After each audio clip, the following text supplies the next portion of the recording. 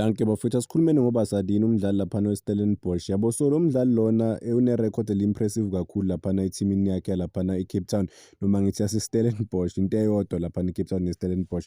But-ke since efikile,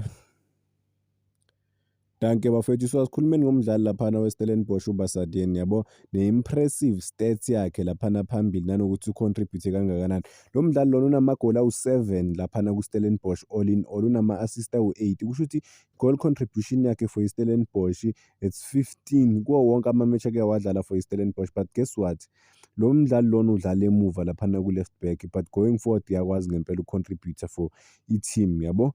So after kuwina ama-awards ayi-2, players player of the season, ne-footballers player of the year award or of the season, nawo amagama akhe kuBasadini yabo. Uthi-ke without a doubt ngempela le season lena esiphuma kuyo i-best season yakhe laphana ku-PSL yabo. Uthi not in terms of just equality, but uthi in terms of nama-stats futhi, uthi especially vele lapha phambili ukuthi ucontribute amagoli awu-15 all in all this season yabo. Uthi-ke kuya-reflecta ukuthi-ke all rounder ethimini, nanokuthi uyakwazi ukusiza i-team ngempela yabo, nanokuthi mabeya phambili ngoba yena uyi-defender naturally, but bayakwazi ukuya phambili, nanokuthi-ke a-contribute lo mdlali because ucontribute amagoli ayi-15 for i-Stellenbosch yabo. Uthi yena emuva-ke ngokudifenda uyasho ukuthi ba-strong kakhulu, ba-tight laphana emuva, and ba-consider ama-goals amancane kakhulu. Bona basemuva kwe-Sundowns ne-Orlando Pirates in terms of i-defense ne-team e-consider amagoli amancane ku-PSL yabo.